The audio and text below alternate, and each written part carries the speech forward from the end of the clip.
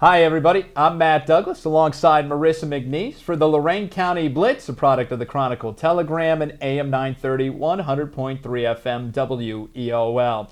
Marissa, a fantastic outing we had. Second week of the playoffs are in the books. The championship games are set, at least for the region area. But what a weekend we had. Lorain County teams going 2-0. There were only two left in Lorain County, but Avon and Avon Lake both victorious. For a second there, I thought, I'm following along with the games. I thought, shoot, are we going to have two teams go down? And sure enough, both teams coming out with the win. Really exciting night of football, for sure. Yeah, regardless of what those numbers are in front of the teams at this point of the season, I mean, everybody's playing the best competition they possibly can. And the Avon Eagles were victorious. And Marissa, just another example of how this team keeps overcoming adversity. Beginning of the game, beginning of the game, they end up having to scratch a couple of players due to injuries. Nico Pappas, who's their second-string quarterback, who had come in for Danny Zay the week before, he gets hurt. He goes out of the game. Chase Meyer comes in, leads the Avon Eagles to a couple of touchdown drives.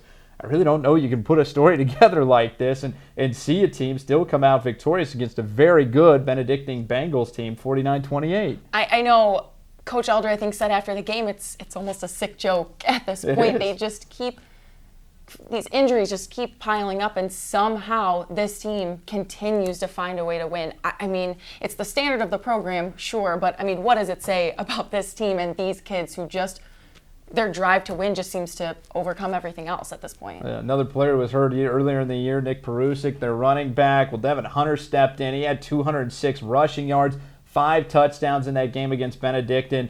Certainly the Avon Eagles have earned their way to this Division II Region 6 championship that they've got coming up on Friday night. Talk a little bit more about that game and where it's going to be if you haven't heard yet. But first, the Avon Eagles will be taking on the Avon Lake Shoremen, who were 31-21 winners over Wadsworth. And I think going into this, everyone had an idea Wadsworth was capable of slowing down that run. I don't think anyone expected the Grizzlies to post 21 points. And to me, that speaks to Avon Lake. Grizzlies did essentially what they needed to win this game, and Avon Lake still found a way to win it. Yeah, I mean, all season we've talked about the shutouts and holding teams to 7 or fewer points, and they did what they needed to do, still giving up 21 points, which they haven't done all season, finding a way to win. Well, they forced 5 turnovers in the game. I think that's absolutely huge. And again, you give up 21 points, but still the defense, that's a huge part in bringing the comeback for Avon Lake. In fact, Caden Viancourt for Avon Lake had a fumble recovery for a touchdown in the fourth quarter that led to a 17-point swing for Avon Lake and allowed them to overcome the Grizzlies 31-21. Tremendous game by Avon Lake as well, and why they're moving on to that Division II Region 6 tournament title game against the Avon Eagles. So we set the scene there. Those two teams can't meet up at the railroad tracks, so I guess they're going to have to play this one in North Ridgeville here. That's right. I think after week 1, this was the matchup everybody wanted to see again. I certainly did, and I know talking after the game, coaches, players were like, we hope we see them again, and here we are. Got our wish. So Lorain County was a buzz, I think, beginning of the season. Everyone wanted to talk about that Avon Lake game. Whether you liked the idea of the two rivals meeting up in week number 1 or didn't, everyone was talking about it. And now here we are, end of the season again, Avon meeting up with Avon Lake. Somebody's got a chance to move on to the state semifinals, but they've got to go through each other once again. So those who were a little upset about them meeting in the first week, you got your wish. Here's a big game. Everything's on the line for these two teams. And we approach the end of a season for at least one of them on Friday night. I mean, I think I was one of those. I thought, meeting up week 1, I just wasn't sure. Maybe not upset. Wasn't sure.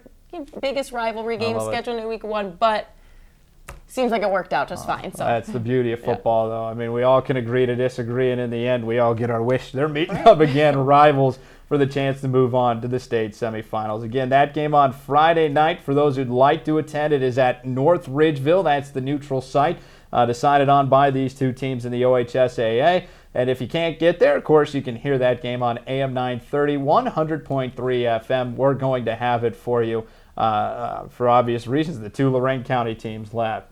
We talked about the two teams, their 2 victories, Avon and Avon Lake. Time now for our first Federal Savings of Lorain Team of the Week. And Well, maybe by default, we gave it to Avon last week. Everything they'd gone through, and more injuries this week. They continued to fight through and got that victory over Benedictine. But when you take a look at Avon Lake, trailing by 17 points going into that final quarter, they overcome it, the 5 turnovers. Now, for me, it's got to be the Avon Lake Shoremen, who are our first Federal Savings of Lorain Team of the Week. I think it has to be. I mean, you could say for Avon, the injuries, overcoming, and all of that.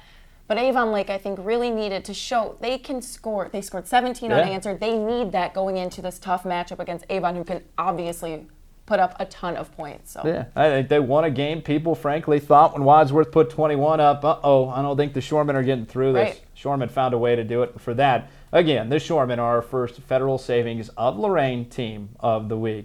Well, time now for our individual awards. We give the top 2 from these 2.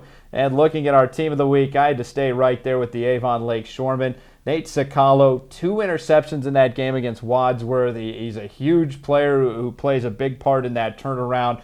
And to get 2 interceptions, I mean, that's one of those things that if you're the Wadsworth offense, you just keep thinking, man, why can't I get it past this kid? That's right. So, Nate Sacalo, you're my top 2 from these 2. Who'd you have, Marissa? Well, we've talked so much about the Avon Lake defense, and I'm going to switch a little bit and give it up to their offense. Got to go with quarterback Michael Corbo. He was 14 of 25. What did he have? 164 yards, completed passes to 8 different receivers in this game, and 2 touchdowns. Obviously huge in the fourth quarter, leading that 17-point swing, the comeback. So got to give it up to Michael Corbo this week from Avon Lake. Well, he's a guy who came in. He earned that position as starting quarterback beginning of the year. He and Harry Hebert were actually kind of taking some time. Harry Hebert then said, okay, I'll move over to defense and kick some field goals for the team, and it's worked out well for both of those guys. Has. So congratulations to Nate. Congratulations to Michael. You're our top 2 from these 2. Well, as we wrap things up here on the Lorain County Blitz, Marissa, thoughts on the season? There were a lot of cool storylines, I think, that came from this year. I went into this season, I really didn't know what to expect. You kind of had an idea who might be good, who was going to maybe still be playing at this point, but I really didn't know what to expect. But I think we both wanted to start off talking about Columbia.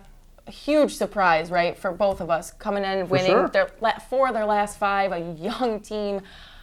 I doubted them for sure. I know I had to give it up to them a few weeks ago and say, my bad, but Columbia coming through the season. Yeah, what a finish to the season for them. I think you certainly have to talk about them and the way they've set up for the future at Columbia is to be expected. I think Lorain's a team you got to talk about as well. Team winning that last game at George Daniel Field, last game of the season against Shaw. Dave McFarland announced he was retiring earlier in the season, and they sent their head coach out on a winning note. And then Keystone, of course, going 9-1 on the season and winning the inaugural Lorain County League title this season.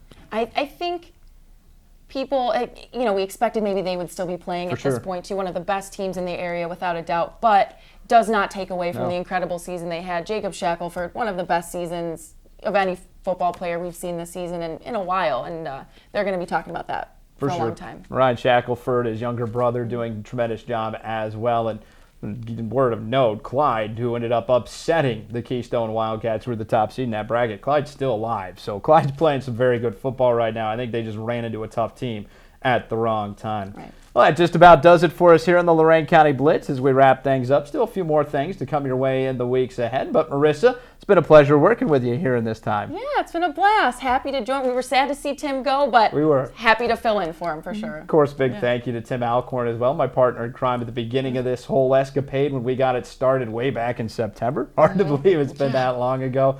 And, of course, a big thank you to Kristen Bauer and, of course, to Bruce Bishop as well for helping us do these videos every week. And, of course, the biggest thank you goes out to you, the watchers, the viewers, for allowing us to bring this to you on a week-to-week basis. So, until next time, that'll do it for us.